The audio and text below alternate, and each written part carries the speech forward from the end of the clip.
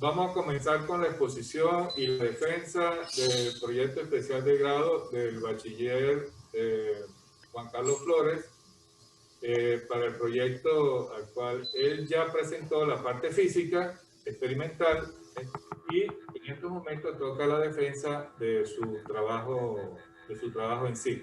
Entonces damos comienzo a la exposición. Bueno, ante todo, recibo muy buenos días. Primeramente, bueno, darle las gracias por ese esfuerzo que ustedes están haciendo el día de hoy para que yo pueda, ¿no?, concluir mi proyecto de aplicación profesional, para que yo pueda cumplir el proyecto que inicié cuando ingresé a la UNED, ¿no?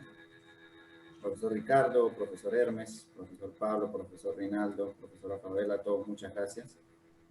Con su permiso voy a iniciar, ¿no?, mi presentación para optar al título de ingeniero electrónico.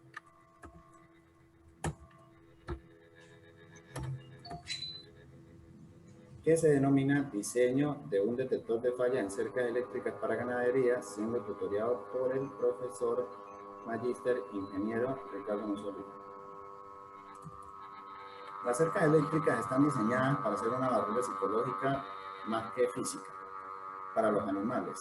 Una sola falla en un sistema de cerco eléctrico puede deshabilitar todo el sistema, lo que traerá consigo daños a la propiedad privada, daños a los animales, mezclas indeseadas de rebaños, lo que va en detrimento de la producción de la unidad del usuario. Como las cercas eléctricas para animales trabajan con altos voltajes, el dispositivo que se plantea cuenta con dos modalidades: la modalidad medidor de voltaje y la modalidad detector de chip. Inicialmente se planteó un dispositivo con capacidad para 15.000 voltios, luego se replanteó para una capacidad mayor de 20.000 voltios.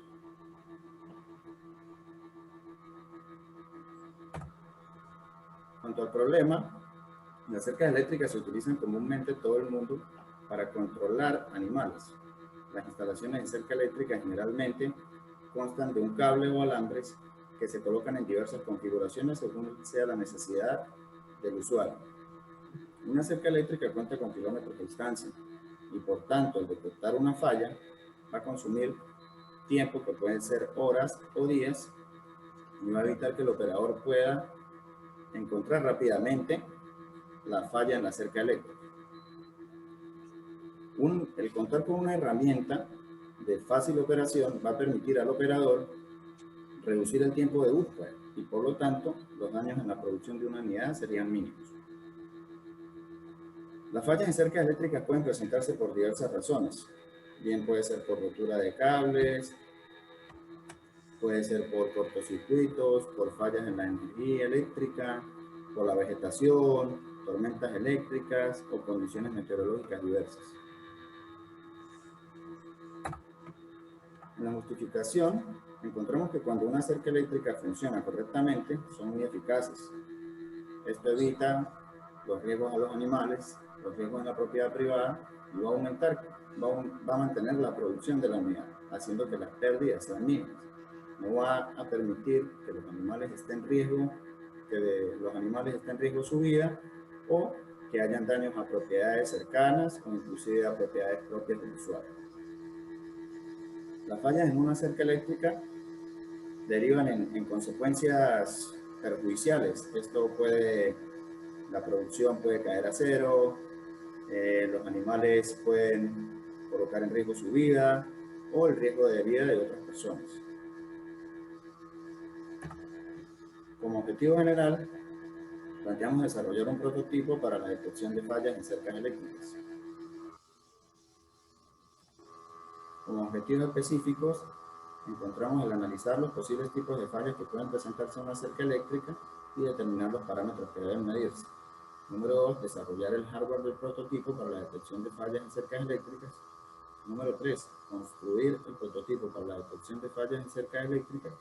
Y número 4, las pruebas del prototipo.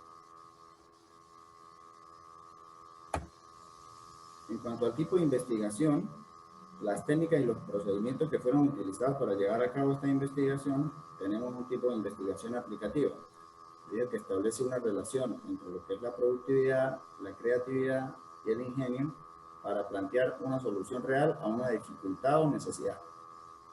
En este caso, que sería plantear el prototipo de detección de fallas a un bajo costo y que va a permitir en poco tiempo encontrar la falla en un cerco eléctrico. En cuanto a las fases de la investigación, el proyecto consta de 7 fases, siendo la primera el estudio del cerco eléctrico y las fallas, la segunda determinar los parámetros a medir. Como número 3 tenemos las condiciones eléctricas a las que se someterá el dispositivo. Número 4 estudiaremos el hardware. En el número 5 iniciaremos la construcción del mismo. En el 6 comprende la programación del microcontrolador y en el 7 comprende las pruebas. La fase 1, el estudio del sistema de cerco eléctrico y el análisis de fallas. El sistema de cerco eléctrico consta principalmente de 5 partes. El generador, que es el dispositivo que genera los pulsos regulares de corriente eléctrica. Los hilos o cables conductores, que son construidos mediante hilos de acero inoxidable o galvanizados, y son los elementos que delimitan la zona en la cual se quiere controlar al animal. Los aisladores, que son los elementos aislantes que sujetan el cable de los postes o las varillas, que pueden ser también plásticos, de metal o inclusive de madera, que van colocados verticalmente y sirven de apoyo para las líneas de cable eléctrico. Tenemos la toma de tierra, que es la parte también muy importante del circuito, ya que de no tener una buena toma de tierra, el choque que recibirá el animal no será el necesario como para ejercer el control que necesitamos. En cuanto a los tipos de fallas, tenemos, como mencionaba, la vegetación. La vegetación, al momento de que el animal ya crea en su mente la barrera psicológica que infringe el cerco, no va a comer la vegetación que se encuentra en los bordes de la cerca. Esto va a causar que, debido a la humedad que tiene la vegetación, va a ser una vía de baja resistencia a la tierra y por tanto el choque eléctrico que va a recibir el animal no va a ser el adecuado. En el circuito abierto pueden presentarse casos en los que un alambre vivo choca con otros cables, pueden ser electrificados o no electrificados, o inclusive puede un transeúnte entrar en contacto con estos cables.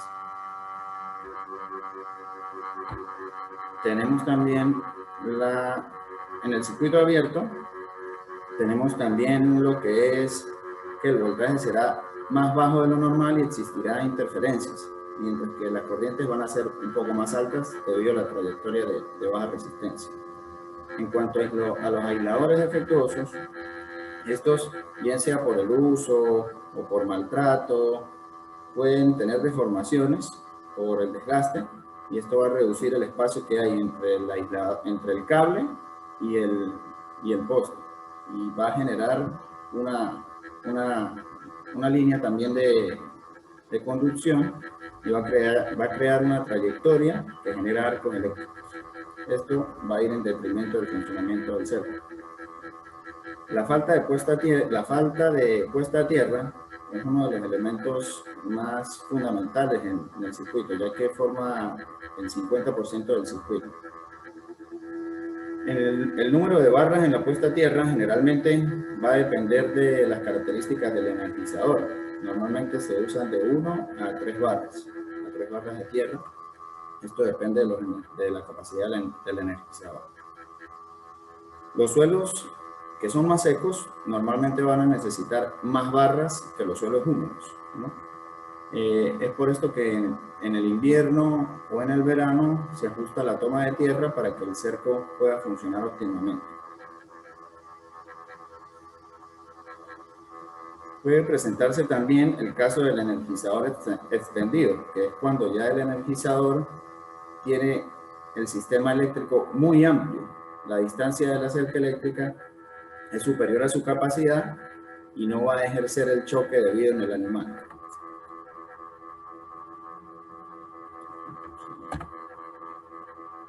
La segunda fase, que comprende los parámetros a medir para la detección de fallas y condición eléctrica del prototipo. En este caso, La mayor parte de las fallas en un cerco eléctrico generan pérdidas de voltaje, y es por esto que es indispensable que el prototipo pueda ser capaz de medir voltaje. Otro parámetro que consideramos fue la detección de chispa. En este caso se planteó una especie de antena que con el acercamiento del prototipo pudiera detectar campo eléctrico y excitar una serie de transistores.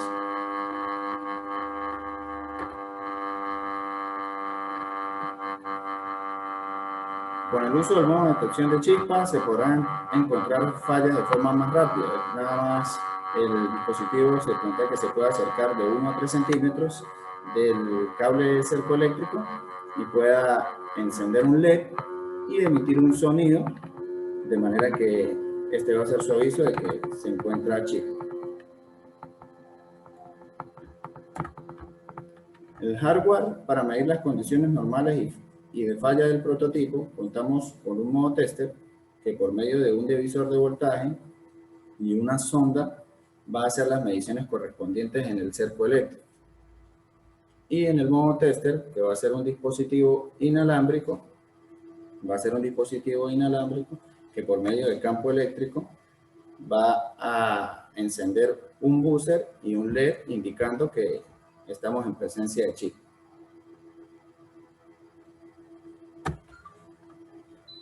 En el microcontrolador existen diversos microcontroladores. Tenemos PIP de microchip, tenemos ATmega de Atomena. En nuestro caso, escogimos el Arduino Nano. Para el diseño se requiere de un microcontrolador con pines digitales análogos lo suficiente como para conectar una pantalla LCD, un pulsador, un potenciómetro, un buzzer y un LED. La opción más idónea, repito, fue el microcontrolador ATmega. Este microcontrolador cuenta con 14 entradas o salidas digitales, de los cuales 6 proveen salida PWM, 8 entradas analógicas. La corriente por cada pin va a ser de 40 miliamperios y cuenta con diversas ventajas, entre ellas que posee el Bootlander, que es un software propio que permite una mayor facilidad a la hora de programar. En la construcción del hardware tenemos el modo tester. El modo tester se va a valer de la sonda, que es una composición de un divisor de voltaje, R2 y R1, para hacer las lecturas correspondientes en el cerco, y el detector de chispa, que por medio de una antena va a detectar campo eléctrico para excitar una serie de transistores. Se va a apoyar en una pantalla LCD que va a ser la encargada de mostrar, como lo vemos allí, el probador de cerco eléctrico, y detectar la chispa y entrar al menú detectar chispa o tester.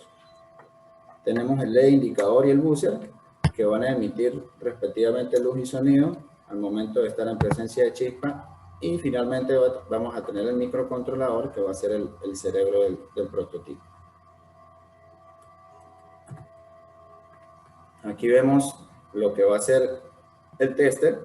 Vemos un arreglo de resistencias, R2, R1, que va a ser conectado a una protección para prever que al Arduino no vayan más de 5 voltios, ya que puede quemarse, puede sufrir daños.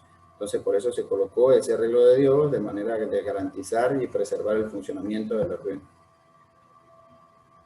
Vemos el uso también de un OPAN LM358 para el acoplamiento de impedancia de esta etapa.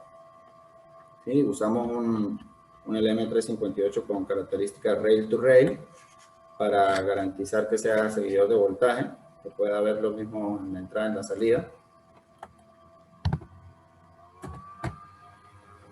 En el caso de el detector de chispa, vemos la antena que va a excitar la base de un transistor y a medida va a ir amplificando. A medida que va por cada etapa va a ir amplificando la corriente debido a que son muy pequeñas, de manera que la señal pueda ser leída por el Arduino.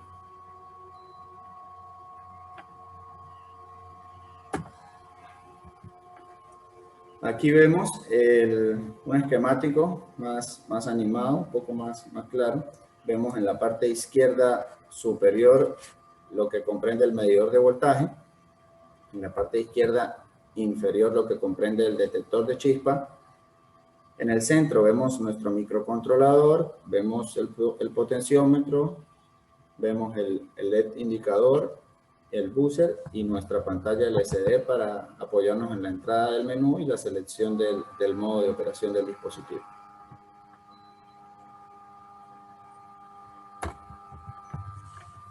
En lo que comprende la interfaz de usuario y la pantalla LCD, este es el diagrama de flujo del Arduino. En primer momento va a ingresar a un menú que nos va a indicar si queremos operar con detector de chispa o con medidor de voltaje. En caso de que sea detector de chispa, este nos va a indicar si existe o no. Si existe, va a emitir un sonido y se va a encender el LED. En caso del medidor de voltaje, se toman muestras de voltaje de 1.5 segundos para luego sacar un promedio y mostrar en pantalla. Aquí vemos unas fotografías de lo que era el menú del probador de cerco eléctrico. ¿Sí? Vemos allí el potenciómetro y el botón aceptar. El potenciómetro era el que nos permitía escoger el modo de operación. Y vemos ya el menú a la derecha, detectar chispa o modo tester.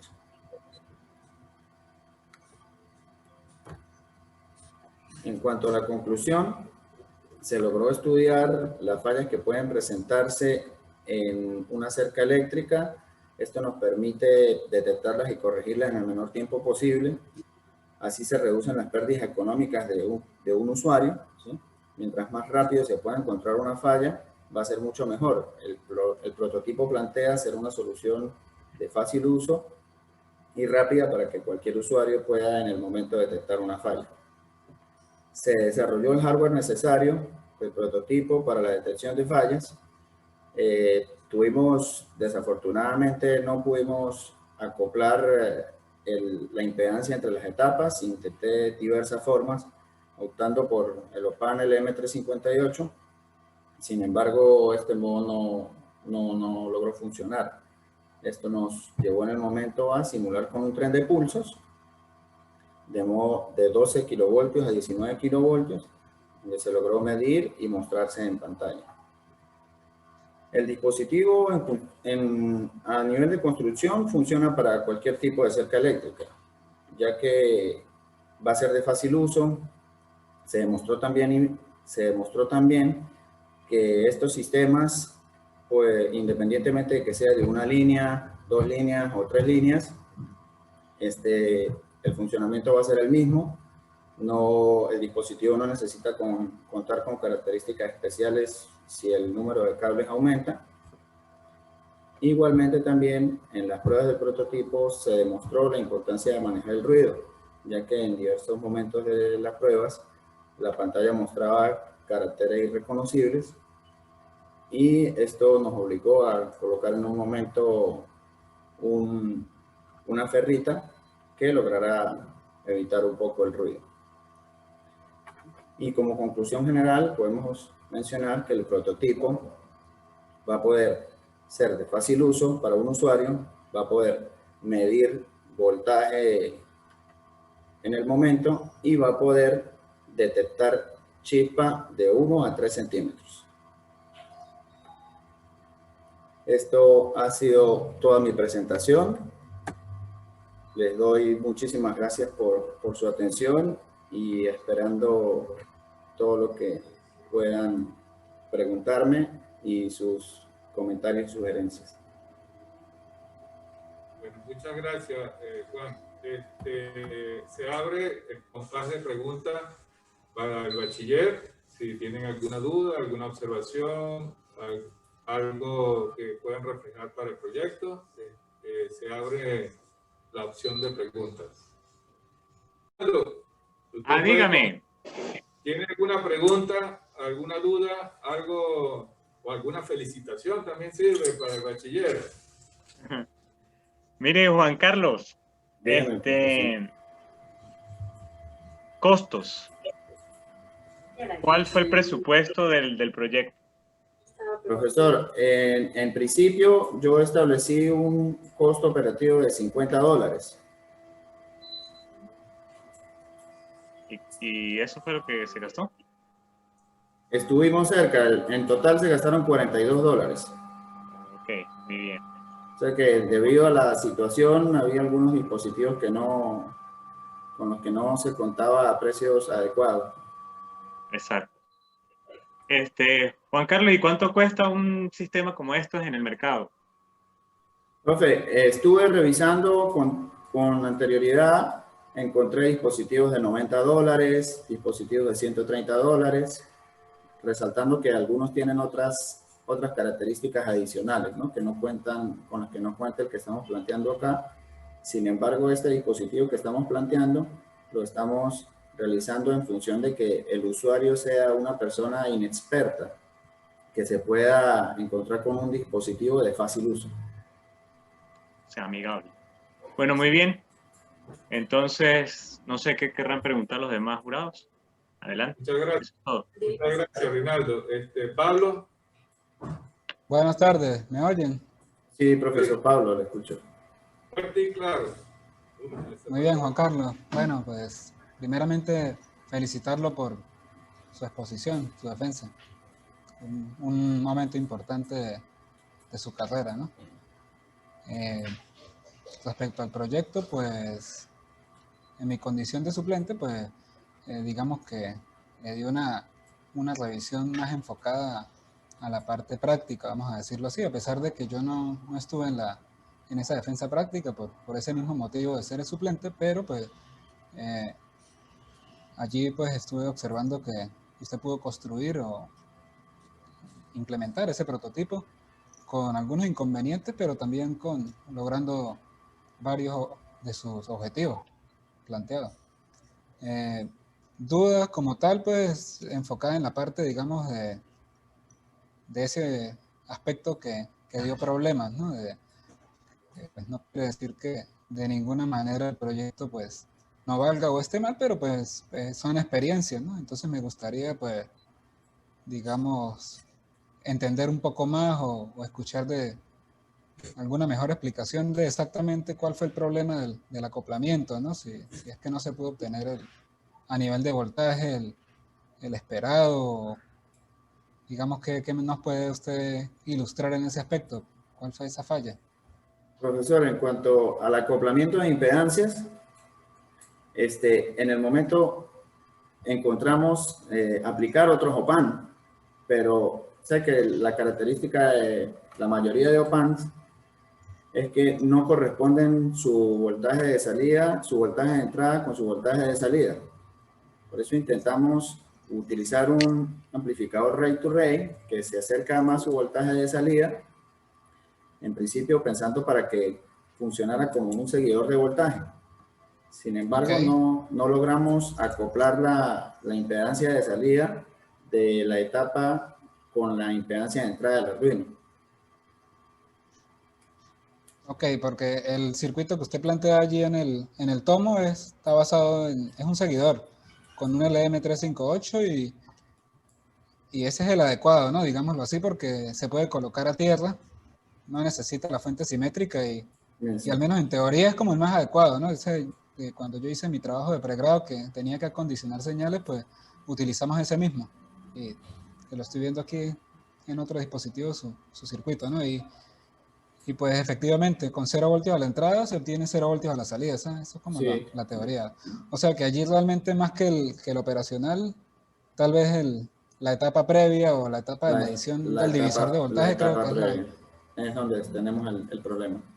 Ahora, ese voltaje al que va conectada o que sirve como entrada para esa etapa, ¿no? Que sería el voltaje de la cerca, ¿es un voltaje de corriente continua exactamente o es un voltaje de corriente alterna, ¿no? Sí, de corriente continua, de corriente continua, profe. Ok.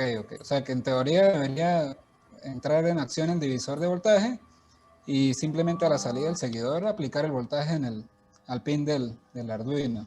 Correcto. Sí, De repente serán problemas de ruido porque digamos que es una medición que en cuanto al ruido, en el caso cuando se usan de repente para las simulaciones en el protoboard, computadoras portátiles, se puede lograr que emitan menos ruido. Pero vamos a sugerir... Ahora fíjese, Correcto, dígame, sugerir. Vamos a sugerir para un posible trabajo siguiente que se pueda realizar un estudio del Ok, acoplamiento de impedancias de este tipo de sistemas.